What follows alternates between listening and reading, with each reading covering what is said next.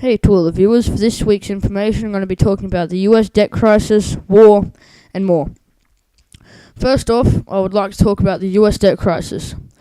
US President Barack Obama has warned that America's growing debt could cost jobs and do serious damage to the economy. In a rare primetime speech, President Obama has called for a balanced approach to addressing the debt crisis and says he believes in patriotic Americans that will be willing to pitch in. The president's speech comes as Republican and Democratic leaders of Congress remain deadlocked over a plan to raise the U.S. debt ceiling and deal with the country's ballooning deficits. Democrats, who control the Senate, and Republicans, who lead the House of Representatives, are at odds over rival plans for raising $14.3 trillion U.S. debt limit, allowing cash-strapped Washington to stay open as it approaches its August 2 debt limit deadline. President Obama said a short-term debt ceiling extension would just lead to another standoff in 6 months, describing it as kicking the can further down the road. He said he had ordered the members of Congress to reach a compromise he could sign off on the next couple of days, and he was confident this could be done. America, after all, has always been a grand experiment in compromise, he said. Speaking from the White House East Room on Monday night, President Obama said the only ones standing in the way of a balanced compromise to the nation's debt crisis were those Republicans in Congress who were insisting only on spending cuts. In a televised address, he said the nation was growing dangerously close to default. He warned that would be what he called a reckless and irresponsible outcome to the debate. The United States will run out of ability to borrow money, and pay its existing bills after August 2nd if a deal is not reached by then to extend the nation's debt limit.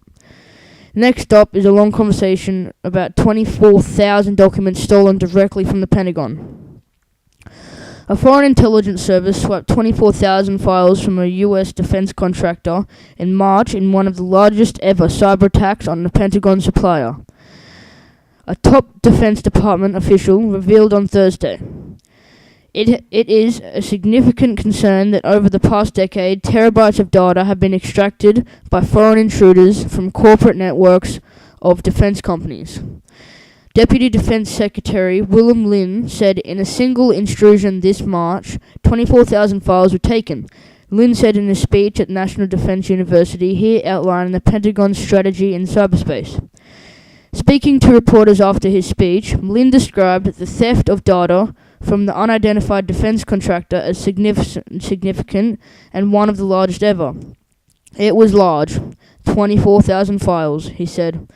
It was data related to systems that are being developed for the Department of Defense. It was done, we think, by a foreign intelligence service, he said. In other words, a nation state was behind it. China has been blamed for a number of probes of U.S. corporate and military computer systems over the past few years, but Lin declined to point the finger at any specific suspects in the March intrusion. We don't get into our understanding of exactly who it was, he said. Lin said the data theft had compromised information relative to the design of military equipment, but had not set us back in terms of development of the system. In his speech, Lin said some of the data stolen by intruders is mundane, like the specifications for small parts of tanks, airplanes, and submarines. But a great deal of it concerns our most sensitive systems, including aircraft avionics, surveillance technologies, satellite communications systems, and network security protocols, he said. The cyber exploitation being perpetrated against the defense industry cuts across a wide path of crucial military hardware, extending from missile tracking systems and satellite navigation devices to UAVs, unmanned aerial vehicles or drones, and joint strike fighter, he said. Lin also said he did not believe in the March intrusion involved the use of secure ID tokens that were stolen from U.S. computer security, Titan RSA Security, in a sophisticated hacking attack in March. RSA's parent company, EMC Corp, has acknowledged that intruders breached its security systems at defense contractor Lockheed Martin in May using a data swiped from RSA. Outlining the Defense Department's strategy in cyberspace, Lin said the Pentagon considers cyberspace an operational domain, like land, air, sea, and space. Treating cyberspace as a domain means that the military needs to operate and defend its networks, and to organize, train, and equip its forces to perform cyber missions, he said. In the 21st century, bits and bytes can be as threatening as bullets and bombs, he said. Keystrokes originating in one country can impact the other side of the globe in the blink of an eye.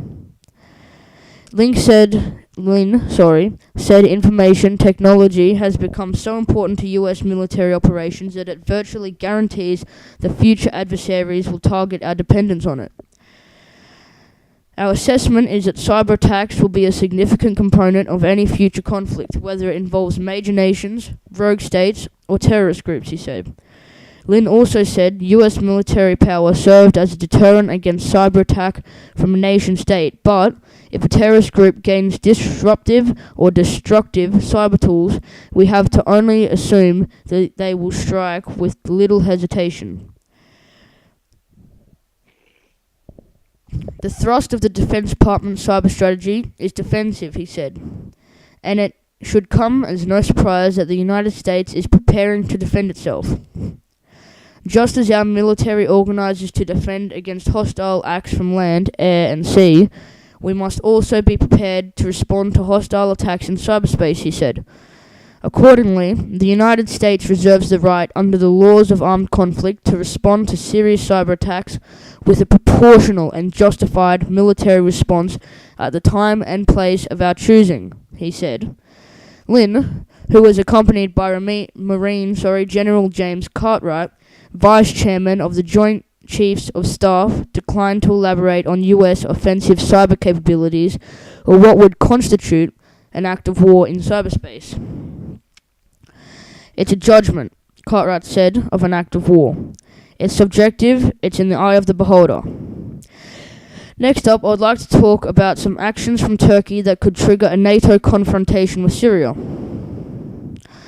Last week, a feature by Secretary of State Hillary Clinton excoriating the political leadership of Syria appeared in the London-based Arabic-language daily Hashak al-Awsat.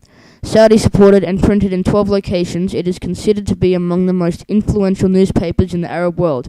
As such, her comments in English and Arabic were intended to signal the Arab readers and the world at large that the American position towards Damascus is becoming more stringent and confrontational. That's all for now. Thanks for listening to Riley's 22 Updates. Have a great day.